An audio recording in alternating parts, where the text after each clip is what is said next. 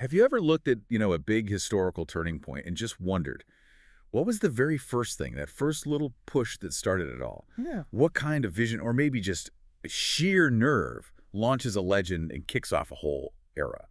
Well, today, that's exactly what we're diving into. The really compelling, kind of visceral story of Ragnar Lothbrok's very first raid. It's Yeah. such a foundational tale, Hmm. and it gives us incredible insight into the actual dawn of the Viking Age, a time that just fundamentally changed Europe. Right. And our mission today for you is to really get into the weeds on this. We're drawing from an account, the first raid of Ragnar Lothbrok, and we want to unpack the motivations, that really dangerous journey, and just the shocking impact of this one event. It sets so much in motion. Yeah, it really did. You'll see how one man's incredibly bold gamble, well, it reshaped the world. And what I find so fascinating is watching Ragnar himself change. I mean, how does this young guy, just kind of looking for a chance, become the catalyst for a whole age of, well, conquest? I'm excited to hear how our source breaks that down. So maybe let's start at the beginning. Paint us a picture of Ragnar back then. Okay, so the story kicks off with Ragnar as a young man, beard short, he's lean, strong. You can tell he's seen some action, right? Local fights, hunting, that kind of thing. But he's never raided overseas. And he's there, by the fjords in Kattegat, just restless, looking out at the sea. Mm-hmm. And what the source really emphasizes here is that this restlessness, it wasn't just him, it came from this deep dissatisfaction with life up north, always, fighting over rocks and barren earth, as the source puts it. His heart, it says, literally burned with visions of the lands to the west. Ah, so it wasn't just boredom, it was like a deep-seated frustration. Exactly. A yearning for something more. Not just survival, but abundance, escaping that constant grind. And those stories he must have been hearing about the West. I mean, monasteries rich with gold, kingdoms soft and ripe for plunder. Compared to the frozen north, it must sounded like, well, paradise almost, or at least an opportunity. Absolutely. A stark contrast. And that raises a great question you hinted at. How much was solid info versus just hopeful rumors? Yeah. The source suggests, well, it's probably a bit of both. He's hearing whispers, fragments.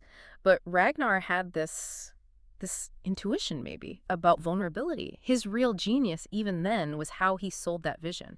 He didn't just dream it, he made others believe it. How did he do that? With powerful words, he'd often tell his companions, and this is a key quote, "Why fight over rocks and barren earth," he'd say, "when beyond the sea, fat kings guard silver and monks hide their wealth behind stone walls? The gods do not wish us to toil like slaves. They wish us to take what is ours." Wow, okay, that's powerful. It is. It reframes the whole thing. It's not just robbery, it's an ex-destiny, a divine right almost, taking back what hardship denied them, a total psychological shift. You can really feel that ambition bubbling up, can't you? That almost desperate need for something better than just scraping by. Makes you think about leadership, doesn't it? Turning that feeling into action. So, okay, he's got this burning vision. He starts putting a crew together, and for this first trip, it's small but tough. You've got his brother, Rollo, huge guy, strong as an ox, quick to anger. The muscle. Then there's Floki, the boat builder. The source describes him as kind of flickering between brilliance and madness. He actually built their ship, this sleek dragon-headed thing. Ah, Floki. Always interesting. Right. And Lagertha, Ragnar's wife, a shield maiden, fierce apparently. Her spear as swift as her gaze, plus maybe a dozen other young guys, all eager, ready to gamble on Ragnar's dream. And the departure. The source paints a picture of real tension there.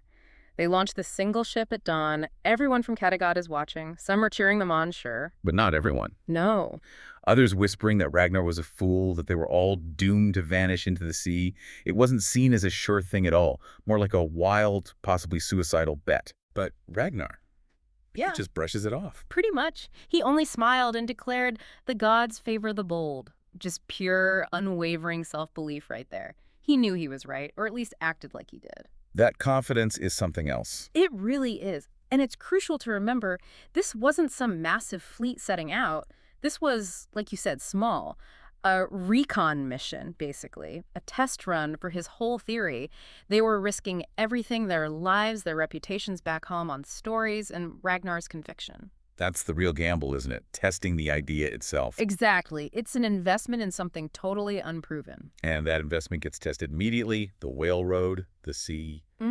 It wasn't kind. The source says the journey was just brutal. Storms hitting them like wolves in the night. Waves crashing over the deck. Sail tearing. Terrifying stuff. Oh, yeah. And the crew. They weren't happy. Apparently, they spent a lot of time cursing Floki's strange ship, swearing they would drown. You can imagine the fear at the second thought. The Ragnar. He just stood firm, eyes fixed west, on the horizon, like he could see through the storm. That's leadership under pressure, right there, forging the group in shared danger. And there's this one moment. It feels pivotal. During a really bad storm one night, Ragnar apparently raises his axe to the sky and just shouts out, "Odin, Thor, Freyr, guide us.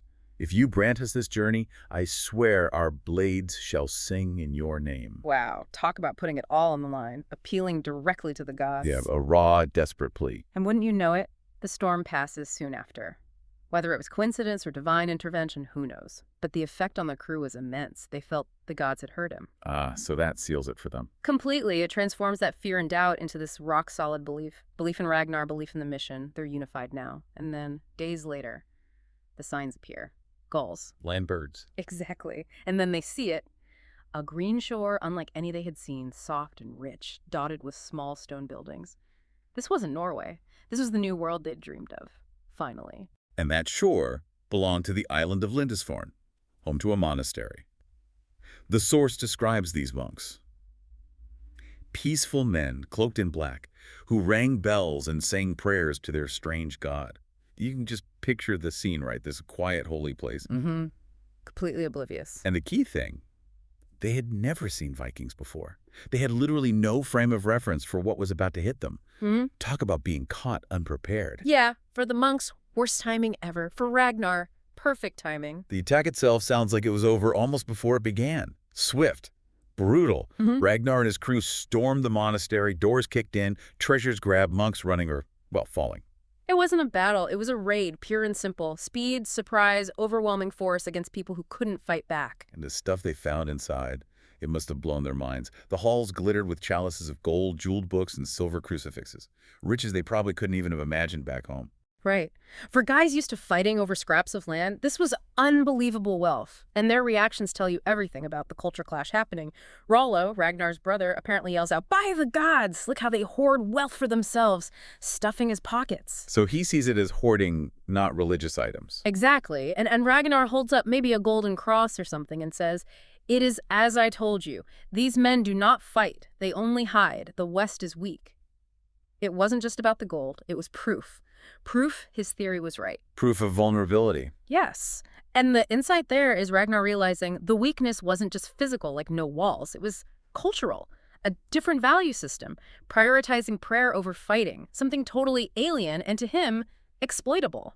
Meanwhile, the warriors are just going wild, laughing, shouting. Lagertha, the shield maiden, takes down a guard trying to protect the altar. Yeah. And Floki, this detail is chilling. He's running his hands over the church carvings, muttering, "Strange gods, weak gods." Wow. Yeah. It's not just smashing and grabbing. It's a total rejection, a dismissal of this other way of life, a profound moment of realizing this works. This is how we get ahead. And the source is clear. Despite the monks crying out, the Vikings showed no mercy. Why would they? To them, this was, well, what did the source call it? Destiny, the first taste of a world beyond their fjords. This wasn't just getting rich quick. It was proving Ragnar right, proving the gods were with them. It set a terrifying template for the future. Okay, so they load up the ship. Weeks later, they sail back into Kattegat, and the ship is low in the water, right? Hull heavy with plunder. Imagine the scene. The locals seeing the single ship return, packed with unbelievable wealth. They were struck silent, the source says. Just couldn't believe their eyes. Because riches like this. Never before had such riches been seen there. Gold chalices, silver goblets, fine cloth, steel weapons better than anything they had. This wasn't just loot. It was evidence, undeniable proof.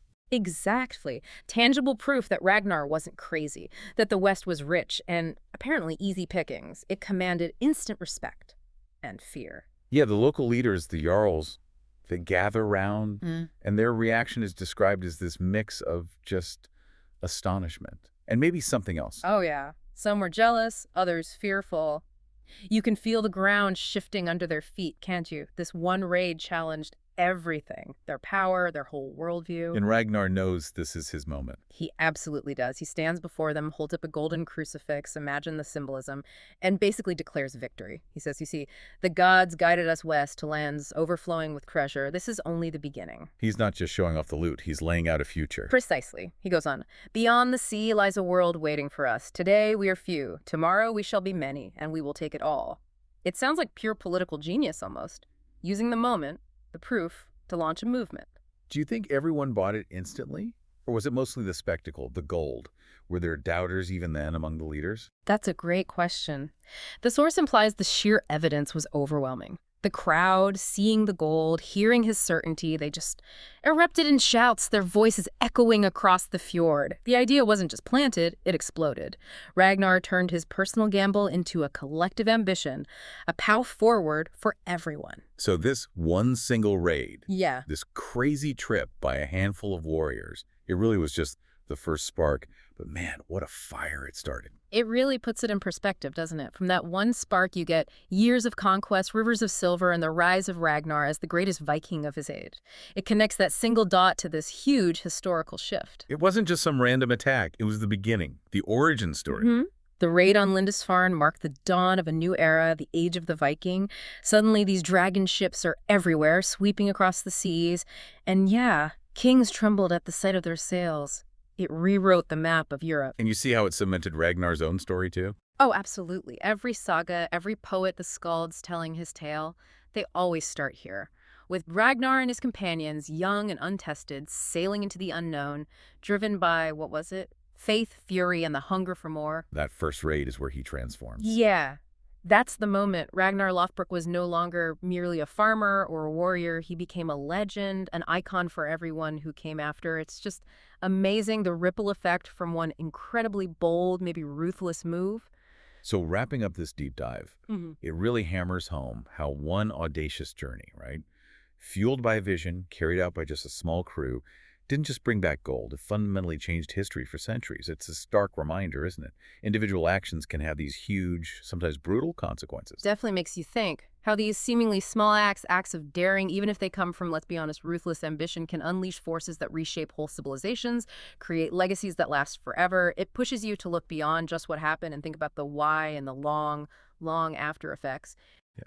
And this whole story of Ragnar's first raid, it makes you wonder what really makes a legend and how many huge world-changing events actually start with just a burning idea, a single, incredibly bold step into the unknown. Maybe it forces us to ask an uncomfortable question. Does transformation in history often come not from careful planning or noble ideals, but from this raw, brutal pragmatism crashing into an unexpected opportunity?